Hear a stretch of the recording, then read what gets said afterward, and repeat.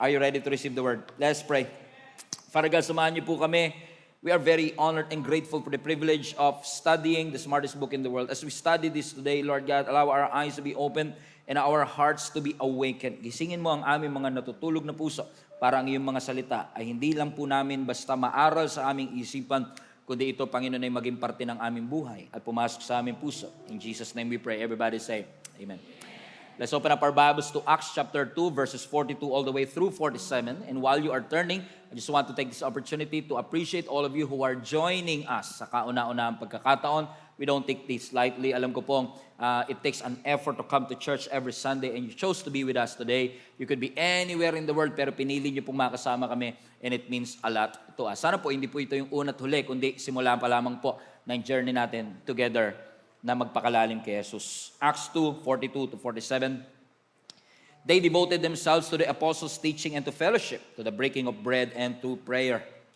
Everyone was filled with awe at the many wonders and signs performed by the apostles. All the believers were together and had everything in common. Verse 45. They sold property and possessions to give to anyone who had need. Sabi mo nga sa katabi mo, parang yun yung word ni Lord sa'yo. Verse 46, every day they continued to meet together in the temple courts. They broke bread in their homes and ate together with glad and sincere hearts, praising God and enjoying the favor of all the people. And the Lord added to their number daily those who were being saved. I entitled this message, Get in the Circle. Get in the Circle. Everybody say circle. Ang ganda po ng verse na binasa natin sa Acts chapter 2. In fact, kung titignan niyo po yung buong chapter, which we don't have time to study, Acts chapter 2 records the dramatic birth of the early church. Dito po sa Acts chapter 2, nakita ho natin kung paano muling ipinanganak sa kauna-unahang pagkakataon ang simbahan. In fact, nagsimula po ito on the day of Pentecost, kung saan, ang sabi ng Biblia, yung ipinangako ng Panginoon na comforter, na Holy Spirit, ay darating, at ito na nga po ang kanilang inantay, na sabi ng Scripture, on the day of Pentecost, while the disciples are gathering in the upper room, all of a sudden the Holy Spirit came and fell on each and every one of them. And because the Holy Spirit fell upon them, the Bible says, all of them spoke in tongues. And the Bible says, when the moment na yung mga early church ay nagsimulang magsalita sa iba't ibang wika, when they begin to speak in tongues, maraming tao ang na-amaze, but at the same time, maraming tao naman ang humamak at umalipusta sa kanila. Which led Peter to explain to all of them that what happened, meaning yung nagsimulang magsalita sa iba't ibang wika ang mga taong nandun sa upper room, ine-explain po ni Peter na ito pong pangyayaring ito is actually a fulfillment of God's promise na naiprophesy pa po sa book of Joel. And after this, sinamantala po ni Peter ang pagkakataon na hindi niya lang i-explain sa kanila na ang nangyaring ito ay fulfillment ng pangako ng Diyos. Sinamantala po ito ni Peter para ipangaral ang resurrection ng ating Panginoong Yesus. Na may isang Diyos na bumaba mula sa langit, namatay, nilibing at muling nabuhay para sa bawat isa sa kanila. And because Peter preached with boldness, watch this, the Bible says that those people who heard the message were convicted by the message. Sobra silang na-touch, sobra silang napuspos ng mensahe ni Peter na may isang Diyos na na-crucify at muling nabuhay para sa kanila, na ang mga tao ay nagsimulang magtanong, ano na ngayon ang aming gagawin?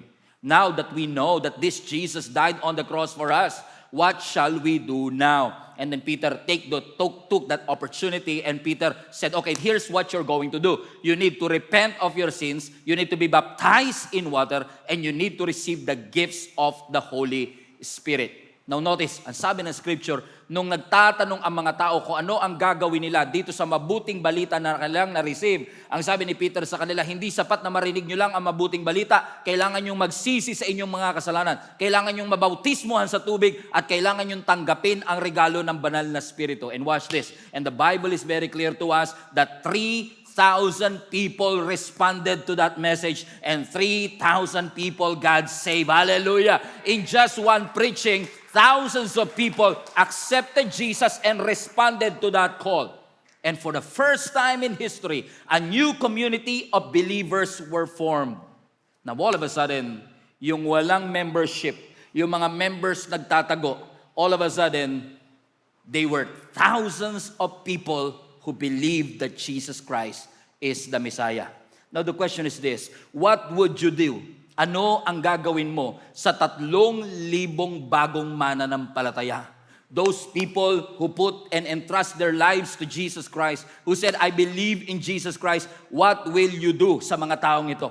What will happen after ng altar call? Ano ang mangyayari pagkatapos na ang taas-taas ng kanilang emosyon sa Pentecost at dumating ang araw ng Lunes? What would they do? Because the goal of the gospel is not just to produce decisions in their heart. The goal of the gospel is to produce disciples. Pwedeng sabihin ni Peter that day, since 3,000 people ang naligtas, what a beautiful event, what a beautiful day. This is a successful event, see you again next year. Pero alam ni Apostle Peter, alam ng mga disciples nung unang panahon na kailangan itong mga taong nagdesisyon na maniwala kay Jesus. Nung nilagak nila ang kanilang buhay, alam ni Peter at alam ng mga disciples that they need to move this decision into conviction. Na yung mga taong naka-experience sa Diyos, kailangang lumakad kasama ang Panginoon. Ibig sabihin, naniniwala sila na hindi enough na maranasan mo lang ang Diyos. Kailangan magkaroon ka ng desisyon, hindi lang tanggapin si Jesus bilang iyong tagapagligtas, kundi tanggapin si Jesus bilang iyong Panginoon. And the moment na tinanggap mo ang Diyos bilang Panginoon, at hindi lang basta tagapagligtas, kung siya ang Diyos, ikaw ang servant. Kung siya ang master, ikaw ang sumusunod sa Kanya. And all of these people are asking, what will we do? And sabi na scripture, this is what you're going to do. You have to move from this decision to your conviction. Why? Because God called all of us. Hindi lang po sila, tinawag tayong lahat ng Panginoon, hindi lang para maniwala. Tinawag tayo ng Diyos para sumunod. Tinawag tayo ng Panginoon para sumuko ng ating buhay sa Kanya. Tinawag po tayo ng ating Panginoon to become who God has called us to be and to reproduce more disciples. So if I were you, get in the circle. Everybody say circle. Now, ang circle o bilog, iba po sa rose o parang pahalang katulad nito. Alam niyo po yung idea ng rose and circle o yung contrast ng pahalang katulad nito sa bilog at nagbibilog tayo which we gather in circles, ay ibang-iba po ang experience. Kung titignan niyo po ang inyong mga nasa unahan, tingin po kayo sa mga nasa unahan niyo, puro batok makikita niyo po dyan. No, kung maitim ang batok, kita mo. Kung maputi ang batok, kita mo. Payag po ba kayo mag-settle na puro batok lang nakikita natin? I believe God is calling us to elevate our faith na hindi lang puro batok, kundi makita natin ang mukha ng ating mga kasama sa simbahan. Now, we have to understand na yung idea na tayo ay natututo sa pamamagitan ng rose katulad nito is actually nag-originate pa po sa ating educational system. Nung nagsimula pa tayo ng elementary, pag nag-aaral tayo, nakaharap tayo sa teacher. Lahat tayo nakaupo ng pahalang. Magkakatabi tayo, nakatingin tayo sa teacher. We are learning, we are receiving, we are sharing. And as we sit in rows, habang nagtuturo ang ating mga teacher, natututo po tayo. So rows are actually brilliant. And as a church, katulad ng pag-aaral, tayo rin every single Sunday, umuupo po tayo ng pahalang. May pastor na nagtuturo. And as the pastor is preaching, all of us are receiving the word from the Lord. We want to apply that word. That's why it's very important for us to attend our meeting every Sunday. How many among you are being blessed every Sunday na ikaw ay umaattend sa church? So if you're being blessed by attending every Sunday, we should commit ourselves with rows. Kailangan natin mag-commit na every Sunday, I will be here. We should commit ourselves to attend every Sunday. We should commit ourselves to attend trainings, growth track, and mentorings, and make that rows to be part of your routine. So if that is very important, we should prioritize it. We should normalize it. Kasi kapag hindi mo prioritize, magiging optional. Kapag ang Sunday, hindi mo nilagay sa iyong kalendaryo, magiging optional siya. The Bible is very clear to us in Matthew chapter 6, seek first the kingdom of God and His righteousness. Everybody say first. And the principle of the first is actually consistent in the scripture. Hindi lang po unahin siya sa lahat ng bagay, kundi i-honor mo siya sa lahat ng bagay. Even in your finances, give your first fruits, give your first 10. Give your first day of the week to our God. So the principle of the first is always there. Why? Because prioritization is very important. That we should seek first. Na ang Diyos hindi panghuli, hindi siya nasa dulo, ang Diyos natin ay nasa unahan. Siya ay nasa ating priority. Katulad ng botones. Yung botones ng ating mga polo, pag nagkamali ka sa una, hindi mo na maitatama ang lahat unless tanggalin mo yung mali. Correct, mga kapatid? Pero bilang mga Kristiyano, Minsan kino-complicate natin ang priority, pero actually ang priority sa ating mga Christians hindi na po dapat mahirap. Kasi yung number one list doon sa priority, non-negotiable. Diniktahan na ng Panginoon, ang number one dapat, Diyos. Ibig sabihin, kung number one na si Lord, ang iintindihin na lang natin yung 2, 3, 4, 5. Nagkakaroon ng complication, nagkakaroon ng problema, pag yung number 3, pinipilit mo sa 1. Pag yung number 2, ipinipilit mo sa una. Kaya ang sabi ng scripture, seek first the kingdom of God. Because if you take care of God's kingdom, the King Himself will take care of you. And all these things that you worry about, ang sabi ng scripture, will be added unto you. Praise God. At kung hindi ka talaga maka-attend every Sunday, we thank God for the technology and we thank God for this church. Kasi in case hindi ka maka-attend ng Sunday, we still rebroadcast our Sunday service. Halimbawa, lumalangoy ka pa ng alas 12 ng tanghali ng Sunday kasi nagsuswimming ka. At least you still have time for 6 p.m. rebroadcast. You still have time for 9 p.m. rebroadcast. At kung talagang busy-busy ka sa paglangoy, may Monday pa. Pagdating ng Monday, alas 8 ng gabi, nire-rebroadcast natin yung service because we want to give everyone an opportunity to receive a word from the Lord. Comprende? So rows are brilliant. And many people are asking me, ba't ba importante, Pastor, na umatin sa church? Why is it important? Because that's what the disciples of Jesus Christ needs to do. We are mandated not to forget yung pagtitipon katulad nito. So rows are brilliant. Sunday services are very important. Rows are great. But I believe and I submit to you that we need to be involved in circles. Everybody say circle.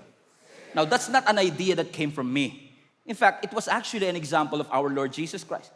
Kung mapapansin niyo ang ating Panginoong Yesus, sanay ang ating Panginoon na magturo at mag-preach sa libo-libong tao.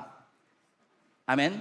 At kung si Lord magpipreach, alam niyo, hindi niyo siya mapipigilan sa dami ng pwede niyang i-impart sa bawat mga taong nakikinig sa Kanya. However, ang ating Panginoong Yesus ay hindi nagsisettle na nagtuturo lang habang may nakikinig. Dumarating ang pagkakataon na siya ay nag-i-invest ng panahon para kausapin ang kanyang mga disciple. Look at this picture. Ang ating Panginoong Yesus was actually teaching to thousands of people on your left. Na nagtuturo ang ating Panginoong Yesus and people are listening. Important. Sunday services, important. But notice ang ating Panginoong Yesus that majority of His time was actually spent talking intimately in circles na hindi lang basta nakikita yung crowd na nakatingin sa Kanya, kundi iniisa-isa ng ating Panginoon ang mga disciples na ito. Ibig sabihin, every time we do Sunday services, we gather in rows. Ang mga pastor nagsasalita, we listen, but rows are great. But I submit to you, circles are better than rows. This is where our text brought us in Acts chapter 2, verse 42. Kasi ang sabi ng Bible, those people who accepted Jesus Christ as their Lord and Savior. Remember, Peter preached, 3,000 people got saved. You know what happened after that? Ang sabi ng verse 42, bring it up. They, sino yung they? Those people who accepted Jesus Christ. Those thousands of people who said, I believe in Jesus Christ, sabi ng Biblia, those people devoted themselves, watch this, to two things. First, apostles' teaching. Highlight that part. Which is actually rows. So ang apostle nakikinig, nagtuturo, sila nakikinig. And they devote themselves to that. Very important that we commit ourselves to Sunday services like this one. Pero hindi tapos doon. Sabi ng scripture, they devoted themselves to apostles' teaching and, hallelujah, fellowship. Highlight that part. Fellowship, which is in circles. So kung mapapansin niyo mga kapatid, rows and circles are both important. Hindi mo pwedeng i-eliminate yung isa just to give way for the other. Because how many among you are a testimony, kapatid, na every time you come to church, you see God's greatness. You see how big our God is. Especially in big gatherings like this, that hundreds, if not thousands of people, and thousands more online are viewing us, are joining us online. Kitang-kita natin kung gaano kalaki ang Panginoon. So every time you come to church every Sunday, and you listen through rows, and you listen to pastors preaching, we experience how big our God is.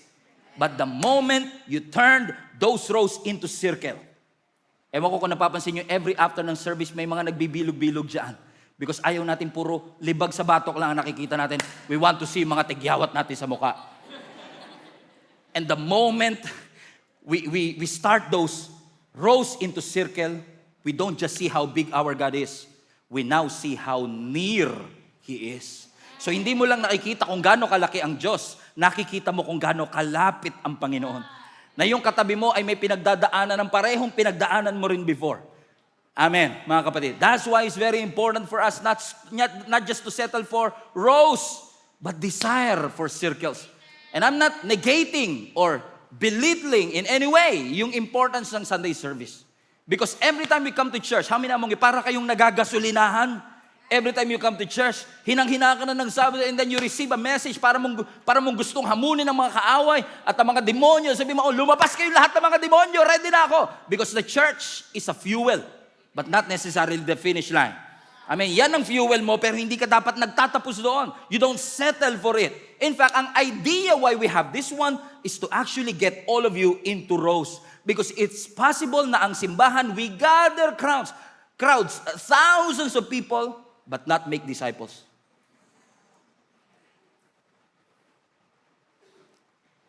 Because every time we gather here, every Sunday we count our attendance. And every time we count our attendance, how many people have attended? Yung attendance then would tell us, these are the people who came. Ito yung mga taong dumalo. But in discipleship, what is discipleship? Discipleship is helping someone to grow. Discipleship is becoming who like Jesus Christ. In attendance, you count. Ilan ang taong dumating? But in discipleship, you are counting who is changing. Sino-sino mga nababago. Because the moment you are saved, the moment tinanggap mo ang ating Panginoong Yesus, yung pagtanggap mo kay Jesus ay nagbigay sa iyo ng bagong buhay. Pero discipleship ang magtuturo sa iyo kung paano mo ibubuhay yung bagong buhay na binigay ng Diyos sa iyo. So it's not enough for you to receive salvation only. No, anong gagawin mo sa kaligtasan na yan? Kaya ang sabi ng 3,000 people, teka lang, we accept Jesus Christ as our Lord and Savior. Pero teka lang, what shall we do now? Ano na ang aming gagawin ngayon? Now we have listened and received the greatest news of all time. Because the end goal of Christianity is not just for us to be connected to each other. The end goal of Christianity is not just for you to make decisions, but for you to be discipled. For you to be able to become who God has called you to be. Magandang tinanggap natin ang ating Panginoong Yesus, and many of us, if not all of us, we have accepted Jesus Christ as our Lord and Savior. But our Christianity doesn't stop there. We don't stop from accepting Jesus. We want to pursue how to become like Jesus. Paano ko magiging kamukha ang Diyos? Tignan mo nga katabi mo. Kamukha na ba ni Lord yan? O mas kamukha yung kabila? Okay. I mean, everybody say, like Jesus. So, if the idea is to get all of us into circles, and circles are very important, I want to show you 3 things based on that text. Why do we need to get into circles? Bakit ba kailangan na ako ay mapabilang sa bilog? Bakit ba kailangan mapabilang ako sa link-up group? Bakit ba kailangan mapabilang ako sa small group? Number 1, you have to get into circles because number 1, we are commanded, to grow together. Grow together. Everybody say grow together. Let's bring up the verse again, verse 42. Sabi ng scripture, they devoted themselves to apostles' teaching and to fellowship. Highlight that part. And to breaking of bread and prayer. Everybody say devoted. Napansin niyo mga kapatid, hindi po sinabi ng Bible na umaten lang sila. Ang sabi ng Biblia, dinevote nila ang kanilang sarili.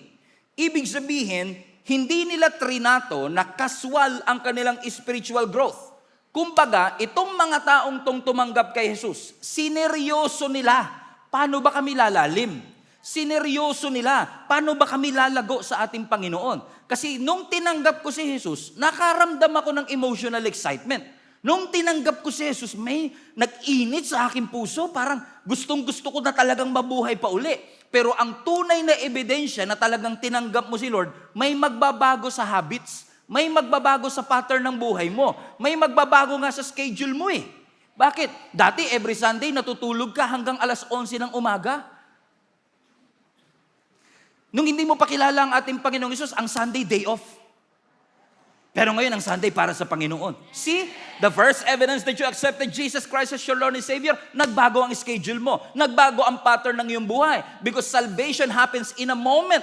The moment tinanggap mo ang Panginoon, nakatanggap ka ng kaligtasan. Pero ang tunay na discipleship, nangyayari siya kapag yung taong tumanggap kay Lord, nagsimulang mag-devote ng kanyang sarili para lumago siya sa kanyang pananampalataya sa Diyos.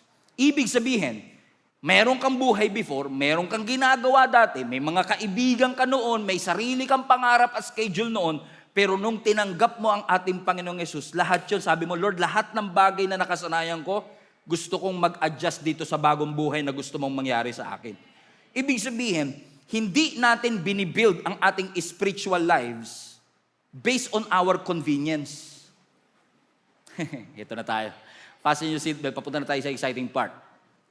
In fact, ang ating spiritual journey, nire-rearrange natin base sa totoong mahalaga.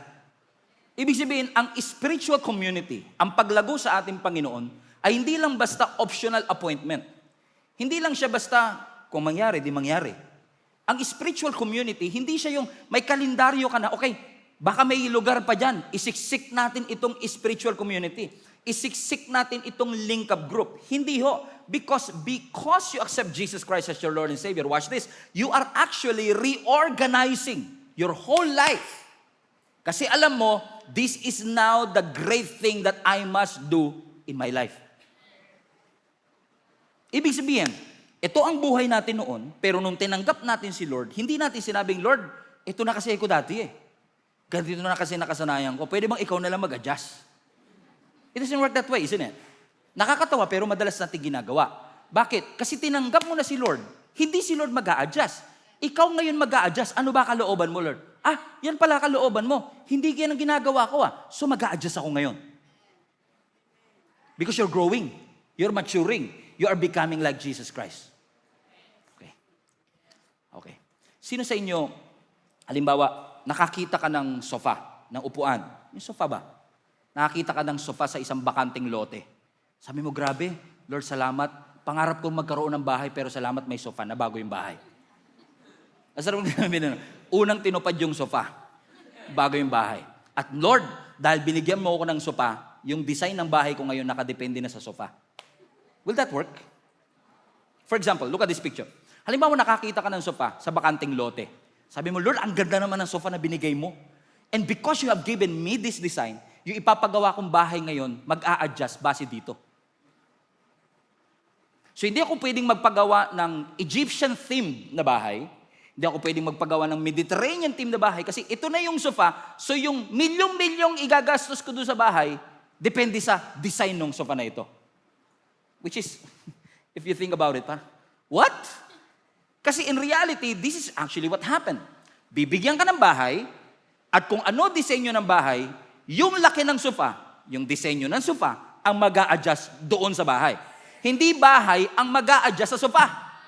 Anong ibig ko sabihin? The moment tinanggap mo ang ating Panginoong Yesus, hindi mo pwede sabihin, Lord, ito na buhay ko dati eh. Pwede po ba yung buhay na ibibuild ko simula ngayon, bahala na, yun na yung mag-adjust. Kung gano'n na talaga ako dati, baka pwede namang mag-adjust. Talaga po naglalasing ako every Monday, baka pwede na po yun, Lord. Hindi, bakit? Kasi may bagong ibinigay na buhay ang Panginoon. Therefore, kung ano nakasanayan mo, kung kinakailangan itapon to kasi hindi siya bagay dito, gagawin mo. Ang problema natin, alam mong hindi na bagay, pinipilit mo pa. Takot na takot kang itapon yung nakagawian. Takot na takot kang itapon yung masamang ugali na pinapatapon ng Panginoon. Pwedeng Kristiyano ka for 10 years but you're still carrying the same pride, the same anger, the same... And God is saying, hindi na bagay yan sa bagong buhay na binibigay ko sa iyo. Ba't mo pinipilit? Ayaw mo kasing lumago. Amen. Sabihin mo sa katabi mo, wag mo na ipilit. Naniniwala ba kayo na dapat si Kristo ang maging foundation ng ating buhay? Now, kung si Kristo ay talagang foundational, kung sinasabi mo talagang importante ang Panginoon, di dapat lahat ng bagay na hindi si Kristo mag-a-adjust sa Kanya. Pastor, busy ako eh. Pati schedule mo mag-a-adjust. Kasi pag importante, i-adjust mo talaga. Minsan nga, pati career nag-a-adjust. Alam niyo po ba ang aking pinag-aralan? Information technology. Saan ka naman nakakita? Information technology, nagpastor. Amen. Hindi ko sinabing, Lord, IT na ako. Baka naman pwede ikaw na, yung kalooban mo na mag-adjust sa akin. Hindi. Ako nag-adjust sa Panginoon. Tinatawag niya ako, pati career ko nag-adjust. Yung leisure mo nag-adjust, relationship mo nag-adjust. Kasi kung sinasabi ko, Lord, importante ka sa buhay ko. Kung sinasabi mo na importante ang Panginoon sa iyong buhay, ano-ano na yung nabago dahil importante siya. Kasi hindi mo pwede sabihin importante siya pero walang nabago sa iyo. Importante siya pero wala kang sinuko. Importante pero wala kang in-adjust. Importante pero parang, yan na po talaga habits ko. Yan na po talaga desisyon ko. Hindi. The moment kalinay mo, Lord, importante ka sa buhay ko, may mga habits na babaguhin. May mga schedules na babaguhin. So kung wala pa talagang nababago, pero sinasabi mong importante siya, baka hindi talaga siya priority. Baka preference lang ang Panginoon. Kasi ganito yan. Kung sinasabi mo talagang number one ang Panginoon, kung number one talaga si Lord sa iyong priority, sino yung naging pangalawa dahil siya na yung number one? Kasi may dati kang number one eh. Pero nung tinanggap mo na si Lord, meron nang bagong number one. So kung si Lord na yung bagong number one, sino na yung naging number two? Wala po, pastor. Di hindi siya priority. Kasi sinisikap mo mag-adjust ngayon lahat sa Panginoon. And Christianity doesn't work that way. Tingin nyo, biglang walang may amen sa akin. Kanina masaya po kayo eh. I have this question. Bihira ko lang to gawin, pero ilalagay ko sa screen para manamnam natin yung tanong. Do you fit God into your life or you build your life around the Lord? Sinisiksik mo ba ang Diyos sa iyong kalendaryo o hinahayaan mong Diyos o yung kalendaryo mo ang mag-adjust sa ating Panginoon?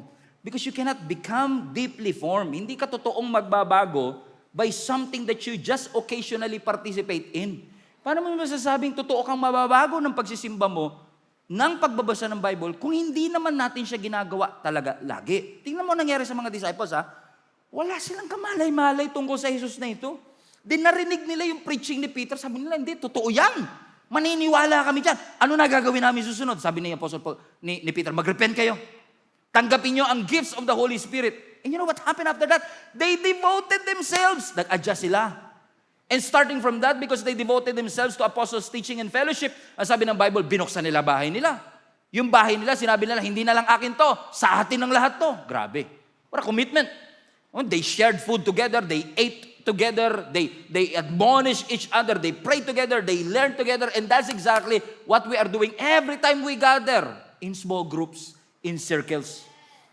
Now, I understand na, alam niyo, natutuwa ako sa Panginoon that we have almost 40% of our attendance, more than actually, is actually actively participating in our Lingap group.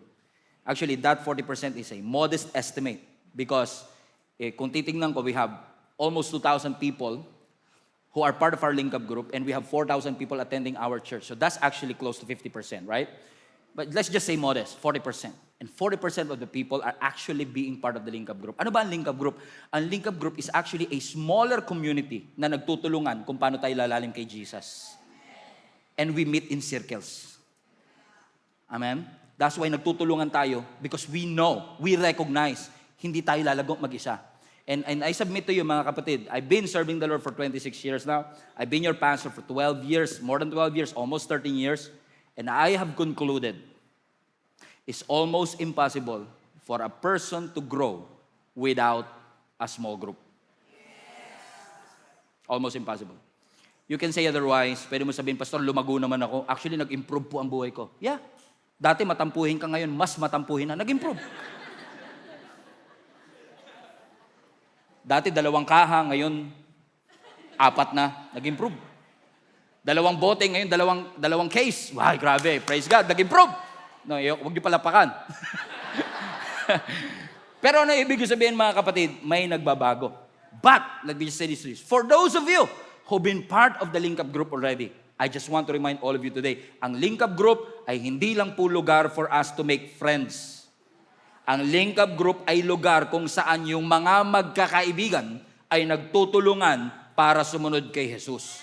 Kailangan po nating paligiran ang ating sarili ng mga tao na hindi lang kilala ka sa pangalan, kundi mga tao na kilala kung paano ka lumakad sa Diyos. Kasi kung every Sunday we hear the preaching, we hear the sermons, and every time you listen to preachings, probably may mga tanong na nabubuo sa isip mo. But you don't have the platform to say it. But in Lingap groups, we can ask question. Paano ko i-apply yung natutunan ko? What does it mean for our marriage? Paano to makaka-apekto sa aking desisyon? Ano ang kailangang mabago sa akin? Because every Sunday, we receive the message. But in link-up group, tinutulungan tayo para yung message maging parte ng ating buhay. Amen? Look at this verse in Ephesians chapter 4, verse 14 to 16. Sabi ni Apostle Paul, then we will no longer be infants. Ano ba yung infants na analogy ni Apostle Paul? Yung mga infants kasi, they were tossed back and forth by the waves. Kumbaga, kung saan sila dalhin, sunod lang ng sunod. Kasi nga infant, walang sariling desisyon. They are being blown here and there by every wind of teaching and by cunning and craftiness of people in their deceitful scheme. Meaning kung ano narinig na teaching, okay na yan, tanggap ng tanggap. Walang discernment kung tama o mali. Lahat naman tayo dumaan doon.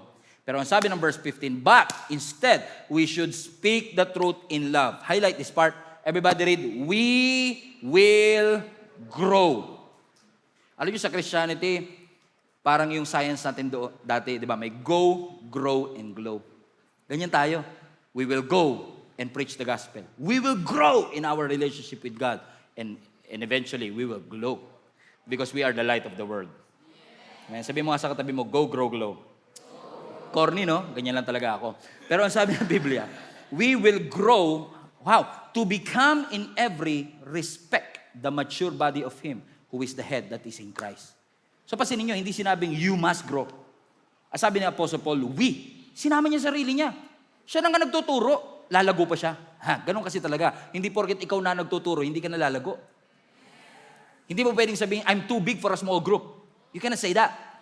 Kaya ang sinabi ng Apostle Paul, we will grow. Bakit? Ang Christianity, personal. I cannot accept Jesus for you. Hindi pwedeng sabihin, ayaw tumanggap ng kapatid ko sa Panginoon, ako na lang tatanggap para sa Kanya. Pwede ba substitute Lord? Pwede ba proxy Lord? I cannot. You cannot do that.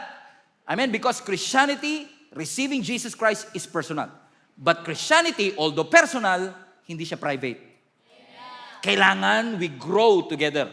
Nagtutulungan tayo. Kaya sabi ni Apostle Paul, we will grow. Ibig sabihin, ina-acknowledge niya. Ako man mismo nagtuturo, kailangan ko lumago. Kasi, yung informasyon, pwede mong matutunan mag-isa. Pwede kang magbasa ng Bible mag-isa. Pwede kang mag-quiet time mag-isa. Pero ang karakter mo na de-develop, hindi pag mag-isa ka. Paano mo matututunan ang patience kung walang susubok ng patience mo? Di ba? Paano ka matututong magpatawad kung walang mananakit sa'yo? Paano ka matututo ng generosity kung hindi mo nakikita ang pangangailangan ng ibang tao? So yes, you can learn from information, you can read from information, you can read the Bible for yourself alone. But if you want to develop your character, you need somebody else para matuto ka. Hindi ka matututo ng faithfulness kung walang mga tao nakadepende sa iyo. That's why community matters. Pasinin niyo ba? Ang Diyos pwede niya namang i-design na ang Christianity ganito.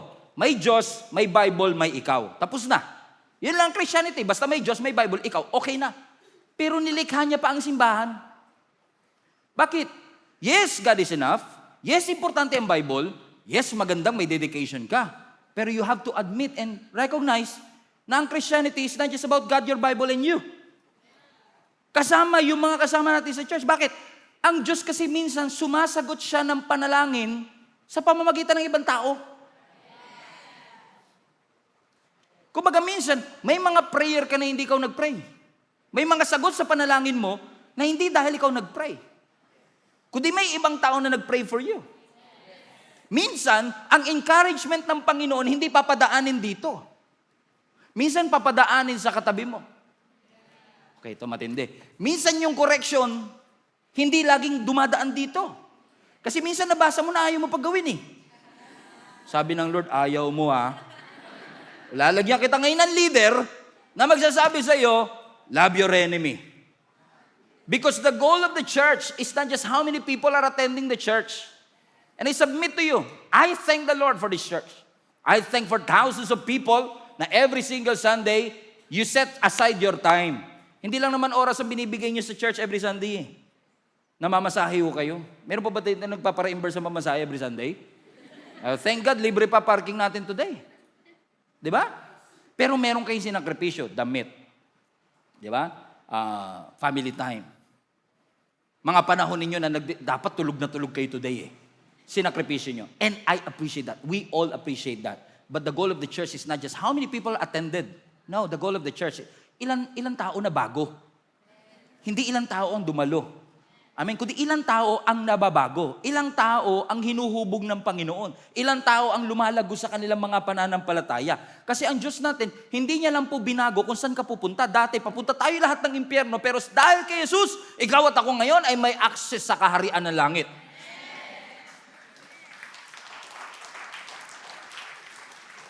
Pero wala ka pa sa langit. So yes, binago ng Lord yung pagpunta mo sa langit, pero hanggat wala ka pa sa langit, gusto ng Lord mabago ka ngayon, habang nag-aantay ka papunta sa langit. At hindi natin pwede i-justify. Lagi naman po ako malapit sa church. Actually, taga-Sangandaan lang po ako, Pastor. Malapit po ako sa church. But your proximity to spiritual things doesn't automatically produce maturity. Hindi porket malapit ka sa church, nagbabago ka. Komprende? And yes, maganda, okay. Lalo tayo, alam nyo, I've been exposed, kami ni Jenny, we've been exposed to different churches in the Philippines, different churches, even from outside the Philippines, nakaka-attend, nakakadalo, nagpipreach, nagbi-minister sa iba't ibang simbahan sa buong Pilipinas at iba't ibang simbahan kahit sa ibang bansa. And we will be forever grateful to that. And you know what? I have learned na ang simbahan natin ang isa sa pinakamaingay na simbahan sa buong mundo.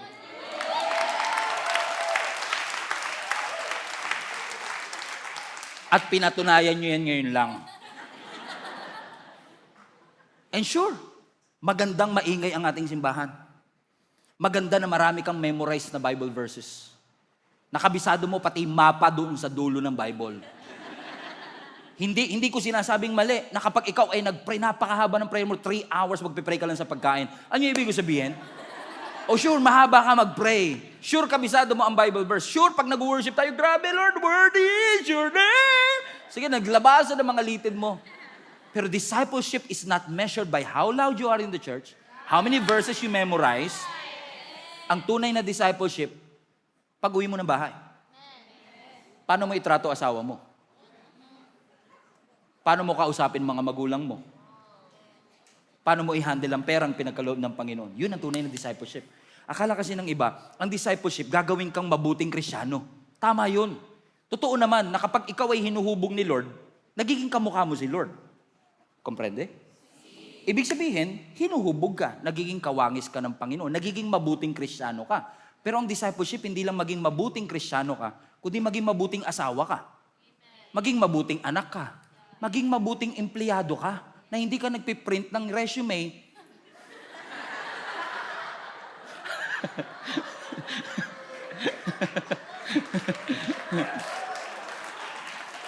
Praise God. Pwede niyong paandaran ng katabi niyo. Sabihin niyo, Pastor, grabe na nabago sa buhay ko. Biruin mo dati puro pagmumura lumalabas sa isip, sa bibig ko. Talagang putumaya, pususay ko. Lahat yan, lumabas po yan, Pastor. Pero ngayon, iba na lumalabas. Pag natalisod ako dati, putumaya. Pero ngayon, pag natalisod ako, glory to God. Ano yun? Diba?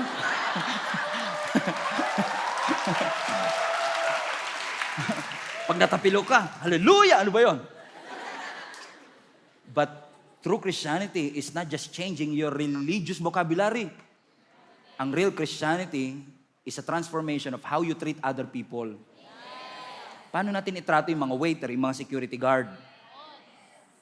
Diba? That's true. Actually, those are the areas where your discipleship is being visible. Doon mo makikita. Kasi lahat tayo pwede natin i-claim. Lalo pag nasa church ka, madaling ma-hallelujah. Kasi yung katabi mo napapa-hallelujah. Nagtaas ng kamay, napipressure me. Napapataas ka na rin ang kamay. So nabago nabago kung paano ka magsalita, and you can say, kamusta ka na dati? Mabuti naman po. Ngayon, kamusta ka na? I'm blessed and highly favored. Pag tinanong ka, di mo rin alam ibig sabihin nun eh. Sa katotohanan lang talaga, kung tutuusin lang. Di ba? Kung sa tutuusin lang, di ba? Oh. pero, magandang mabago ang ating religious vocabulary. Tama lang yan. Pero importante sa lahat, mabago kung paano natin itrato ang iba. Kasi baka hindi natin pwedeng sabihin nababago lang yung Sunday natin, pero yung Monday natin hindi nababago. Amen? So you need other people to help you with that. Amen? Parang pag nag-aaral ka mag-drive, di ba? Pag nag-aaral ka mag-drive, pwede mong basahin yung manual ng sasakyan. Pwede mong kabisaduhin yung mga traffic sign.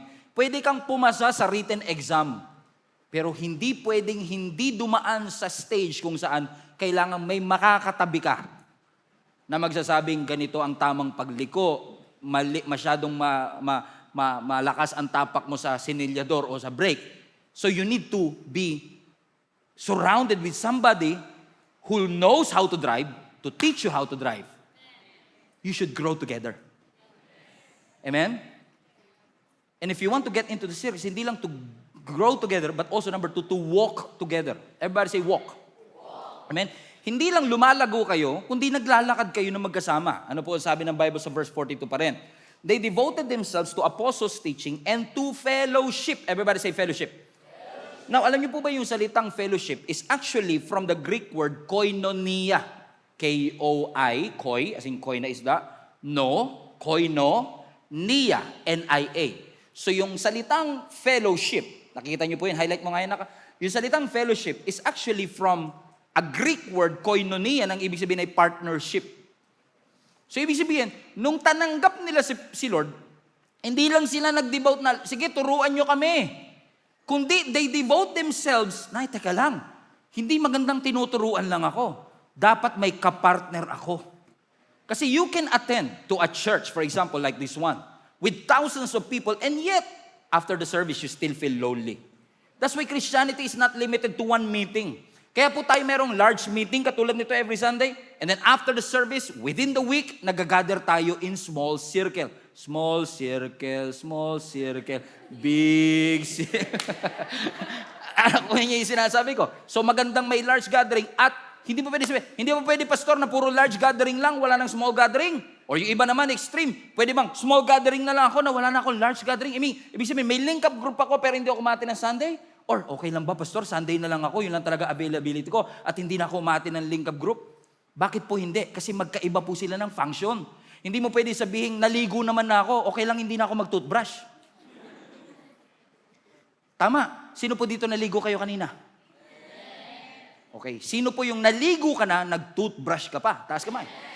Bakit? Panaligo ka naman, ba't ka pa mag-toothbrush? Bakit? Magkaiba kasi function niya. Ganon din po tayo. Hindi natin pwede sabihin, nag-Sunday service na ako, hindi na ako mag-link up group. Hindi, magkaiba po kasi ang kanyang function. Magkaiba po ang purpose ng dalawang ito. Amen? Dito every Sunday, no? Pansinin nyo, dito, di ba? Pag lagi po kayo umati ng church, hindi man natin kilala lahat, pero may mga namumukaan tayo. Mukhang karnaper tong isa. Joke lang. Di ba? May namumukaan ka. So, ibig sabihin, you know their face, familiar yung face, but it doesn't mean you know their story. Kilala ko, familiar sa akin, pero hindi ibig sabihin alam natin ang storya. And every single Sunday na may magte-testify dito, minsan yung mga testimony, sabi mo, grabe, nangyari sa kanya yun. Pinagdaanan nyo yun. Kasi pag tinignan mo, parang hindi dumadaan. Madaling husgahan ng isang tao base sa kanyang mukha, pero hindi mo alam ang tunay na kanyang pinagdadaanan. Kaya huwag mo sasabihin, yung katabi ko nakangiti lagi, siguro ang ayos ng kanyang buhay. Nako, huwag ka maniniwala dyan. Kasi marami dyan, pangiti-ngiti lang, pero maraming utang. Pangiti-ngiti lang, pero natatakot sa diagnosis ng doktor kasi inaantay niya yung resulta para sa Martes. Kung cancerous ba o hindi. Hindi mo alam ang pinagdadaanan ng bawat isa. May mga bagay na pinagdadaanan po tayo, may mga battles tayo sa buhay na hindi mapagtatakpan ng Sunday handshake. Kamusta ka? We need to see their faces and ask the question, how are you really? That's why we need to walk together. Everybody say walk together. Sabi mo sa katabi mo, samahan mo ako. Kamusta marriage nyo? Kamusta puso mo? Nananalangin ka pa ba? Ano mga temptation ng iyong pinagdadaanan? Kasi ngayon, yung burden mo, dahil koinonia na nga, partnership na to, yung burden mo na yan, tutulungan kita. Nagtagumpay ka, masaya ako para sa katagumpayan mo. Yung pangangailangan mo, sige, pagtulungan natin tugunan. Yung paglago mo, concern ko na rin ngayon. Amen? Mabigat ang isang refrigerator, lalo kung walang sunog. Pag may sunog kasi mag-aang yan. Yeah? Ang refrigerator mabigat. Pero pag apat kayo, mabigat pa rin, pero mas manageable. Pero hindi porket apat kayo, gumaang yung rep. Mabigat pa rin siya. Same ng weight, pero na-share yung weight. At dahil na-share yung weight, yung dating hindi mo kaya on your own, nagagawa mo. Because you now have somebody who walk the same path, who been through the same thing. And magugulat kayo. Sinasabi mo, grabe, pastor, yung pinagdaanan ko, ako lang yata ang dumaan sa pinagdaanan ko ito. Nung nag-link up ka, na-realize mo, grabe, dumaan din pala siya sa pinagdaanan ko. And ang community, ang link-up group will give you something that you cannot give to yourself. You know what's that? Perspective. It's giving you perspective. Nagkakaroon ka ng perspective. Pag sinishare mo yung problem mo sa iba, may mga sinasuggest sila na, oo nga, no, hindi ko nakita yun. Oo nga, nagmadali ako doon. Kasi pag ikaw ang dumadaan sa pagsubok, pag ikaw ang nasa gitna ng unos, di ba napapansin nyo, pag discourage ka, lahat na lang parang ang worse. Pag nasaktan ka, parang ikaw lagi tama. Kasi sarili mo lang nakikita mo.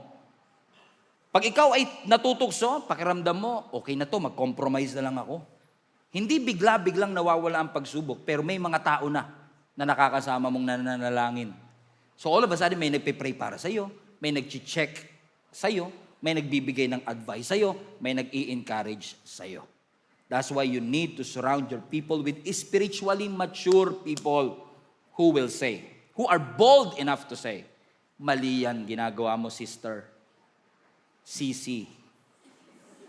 That's not wise. You need to forgive. Ano ang sabi ng Proverbs 12 verse 15?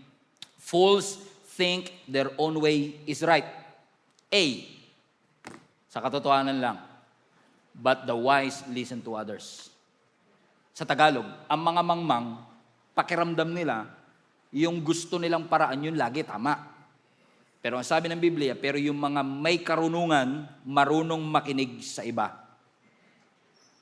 Ibig sabihin, when you're going through something, nangyari na po ba sa inyo to? Na may kakilala kayo, nanghihingi daw ng advice, pero na-realize mo na hindi talaga advice kailangan niya, kakampi. Kasi nung sinabihan mo siya, ito dapat gawin, ikaw pa masama ngayon. Ba't nagmamarunong ka? How dare you say that to me? Who do you think you are?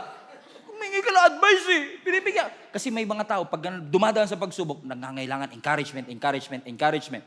Pero kung puro encouragement ang gusto mo, ayaw mo ng correction. Discipleship pa ba yun? O actually, affirmation na lang? Gusto mong i-affirm yung ginagawa. Parang nagsasadya, ito ginawa ko. Pero ang totoo, naghahanap ka ng kakampi. Kakampi ba kita? Oo, kakampi mo ako. Pero ang tunay na disciple, hindi yung mali na kakampihan mo pa. Ang tunay na disciple, lagi mo tinatanong, kakampi mo ba Diyos dyan sa ginagawa mo na yan? Huwag mo ipilit. Kasi we are walking together. Kung wala kang kasama, wala mag-a-advise sa'yo ng ganun. At hanggat nagpapakalunod ka sa sakit na nararamdaman mo, hihiganti ako. Di ako babayag na ganito habang buhay. Eye for an eye. Tooth for a tooth. Buhay ang kinuha. Hallelujah. Bakit? Kasi sa perspective mo, parang ikaw lagi ang tama. Pagka may mga kaibigan ka na puro encouragement lang, sige lang sis, sige, go ahead, gawin mo lahat. You deserve to be happy. No, you deserve to be corrected. You deserve to be corrected. Kung ako kaibigan mo, di baling masaktan kita, pero kung ito makakatulong sa'yo, sige. Kasi ang tunay na pagmamahal, hindi lang puro comfort. Ang tunay na pagmamahal may confront. Kung puro comfort yung kaibigan mo, walang confront, baka hindi tunay na kaibigan. Baka lang ha, I'm not here to judge, baka lang. Kasi ang tunay na kaibigan, hindi lang puro comfort. Sige sis, paglaban mo yan. Ikakapahamak niya na ilalaban pa niya. Hindi, confront mo, mali yan sisi.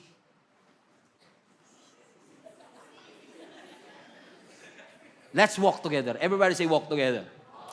So number 1, if you want to get into circles, number 1, you grow together. Number 2, you walk together. Number 3, you seek God together. Seek God together. Bakit? Ano sabi ng last part? Verse 42. They devoted themselves to apostles' teaching and to fellowship, to breaking of the bread. Highlight this part. And to prayer. Pansinin nyo ha? Tignan nyo yung verse. Pansinin nyo na yung community nila, yung church nila, hindi nakasentro sino-sino tayo rito na member. It was not centered around one another. It's not centered around may chemistry ba tayo? Nagja-jive ba tayo? Kasi kung hindi, doon ka na sa ibang church. Hindi ganun They were centered around the Lord. So ibig sabihin, hindi sila nag-gather, hindi sila nasa isang church. Kasi pare-pareho sila ng hobby. Hindi sila nasa isang church kasi pare-pareho sila ng personality, pare-pareho sila ng edad, o pare-pareho sila ng background. Hindi man sila pareho ng hobby, ng personality, ng age, o ng background, pero lahat sila may pare-parehong Diyos. That's why they prayed together. That's why they worship the Lord together. They experience the Lord together. That's why they seek God together. And they prayed. Hindi lang nila ipinapanalangin ng isa't isa. Sama-sama silang nananalangin. Kasi it's one thing na mag-pray ka para sa iyong pinagdadaanan. And it's another thing to say, sister, pag-pray mo naman, let's pray together. Let's pray together. Iba yung pag-pray mo ko sa tayong dalawa mag-pray. Naalala ko si Daniel si King Nebuchadnezzar ay nagkaroon ng isang terribleng panaginip. Ito interesting kasi hari siya, no? And because he had this terrible dream, pinatawag niya ang mga sorcerer, mga astrologer ng nation of Babylon, mga magician nila, at nag-demand siya ng isang imposibleng demand. Sabi niya, kayo bilang mga magician, wise men, sorcerer, astrologer, nanaginip ako. Ang trabaho nyo ngayon, alamin nyo kung ano panaginip ko at kung anong ibig sabihin ng panaginip ko. Ito ang catch. Pag hindi nyo nahulaan, patay kayong lahat. At wawasakin ko ang inyong mga bahay. Pero pag nahulaan ninyo at alam ninyo kung anong kahulugan, lahat kayo ay aking i-reward. So itong mga wise men, mga sorcerers, astrologers, teka na lang, imposible itong gustong mangyari ng hari. At pinahatid nila at pinaalam nila yung kay King Nebuchadnezzar. Sabi nila, boss, imposible yung sinasabi mo. And the king was furious. He was so angry. Galit na galit si King Nebuchadnezzar. And he ordered all the wise men, all the sorcerers and astrologers, kailangang i-execute kayong lahat. Including wise men, Daniel, Shadrach, Meshach, and Abednego. Now here's the thing. Si Shadrach, Meshach, and Abednego, and even Daniel, was actually facing now death sentence. Gusto silang ipapatay ng hari. Fasten your seatbelt. Hindi lang sila gustong ipapatay ng hari, they are now facing an impossible dilemma. Kailangan naming malaman kung ano yung napanaginipan ng hari. But think about this. They faced death. King Nebuchadnezzar demanded something that is beyond human intelligence. And yet, hindi nagpanik si Daniel. Hindi niya in-isolate ang kanyang sarili. Hindi siya nagpretend na alam niya ang sagot. Sabi ng Bible, umuwi siya sa bahay at kinausap niya ang kanyang mga kaibigan na manalangin sila together. Look at this verse. Sabi ng verse 17, then Daniel went to his home. He told his friends, Hananiah, Mishael, and Azariah, ibang name nila, Shadrach, Meshach, and Abednego, what actually happened. Mga Babylonian names nila yan. Verse 18, and he told them, highlight this part, that they should pray to God in heaven. And they should pray that God would help them with this problem. So umuwi si Daniel, manalangin tayo. Manalangin tayo sa Diyos na buhay. Manalangin tayo na tulungan tayo sa problema ng ating pinagdadaanan. And they should ask God to keep them safe. Lord, iligtas niyo po kami. And they would not die with all the other wise men of Babylon. And watch this, verse 19.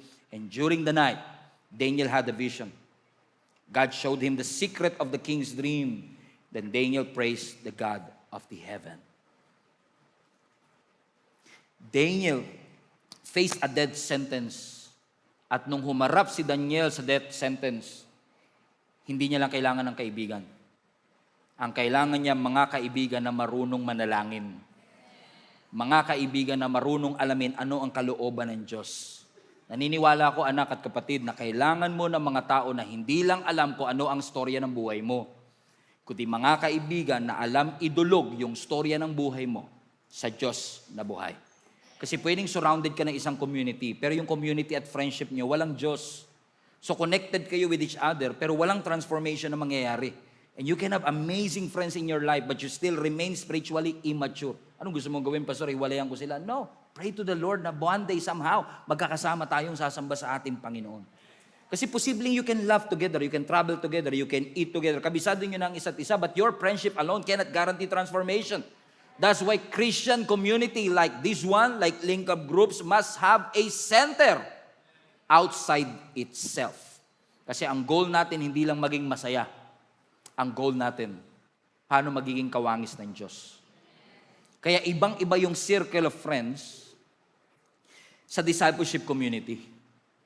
Amen? Kasi yung circle of friends, ikaw pumili nun. Can I call my circle of friends here? Mga circle of friends, yung mga mababait kong mga kaibigan. Ito, mga malapit kay Lord to eh. Para magiging kamukha na ng mga anghel. Mukhang anghel to mga to eh. Okay. Talagang pinangatawanan talaga eh. No? Let's give it up for them. Okay. Now, there is a difference between surrounding yourself with circle of friends. Why? Because yung circle of friends mo usually centered sa kanila. Gusto ba kita? Tanggap ba kita?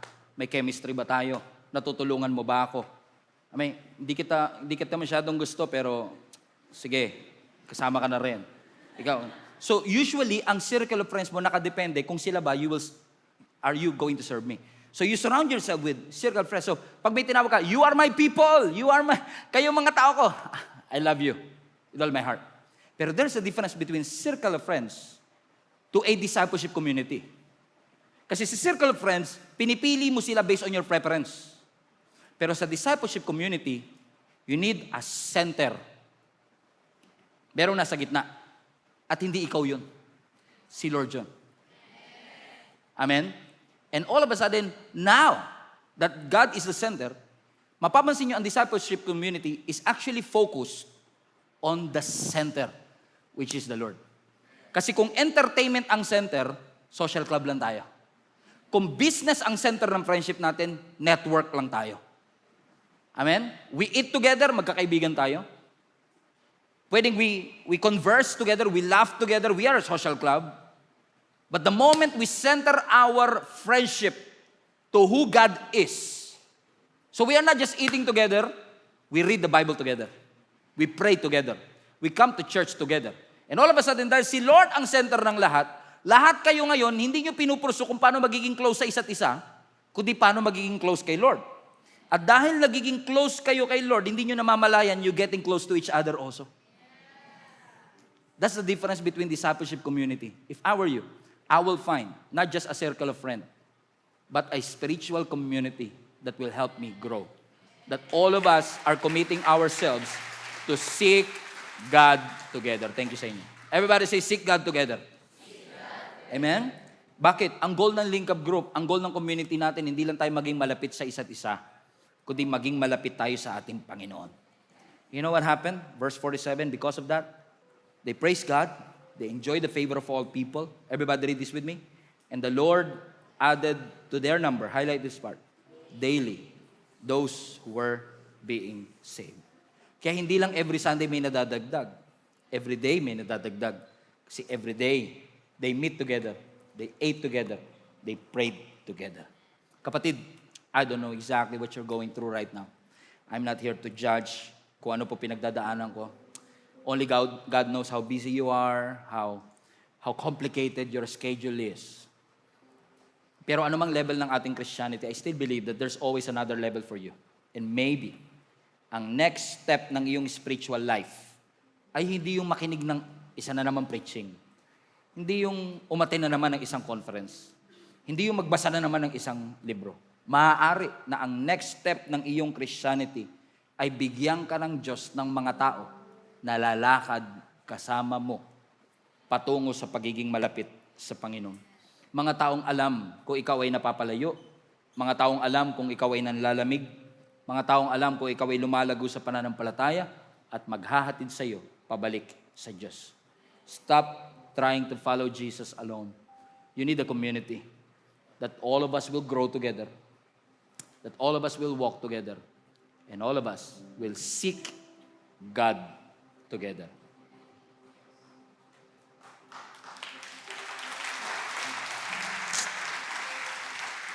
And so today, I want to make a formal invitation. Kung wala pa po kayong Link Up Group, join the Link Up Group right now. In fact, I will flash the QR code on the screen. You can see it on social media as well. Kung wala ka pa pong Link Up Group, get in the circle. May QR code dyan. Ikaw man ay estudyante, young professional, parent, lolo at lola. I guarantee you, we have a Link Up Group for you. In fact, kahit nasa labas ho kayo ng bansa, we have a digital online Link Up Group na nakadesign sa bawat time zone. May mga Link Up Group tayo sa USA, Canada, Middle East, Europe. Meron tayong Asia, Australia, yung Antarctica na lang wala kasi unless penguin kayo, di ba? Mag-group kayo together, di ba? So, yun na lang wala. Pero kahit saan halos ka sa buong parte ng mundo, we have a link-up group available for you. Ano man ang edad mo. Actually, senior citizen, may mga senior citizens link-up tayo. Ang tawag namin Golden Link-up Group. They're going up, up, up. It's on a moment. Di ba? So, connect, grow, belong. Mag-join po kayo sa ating link-up group.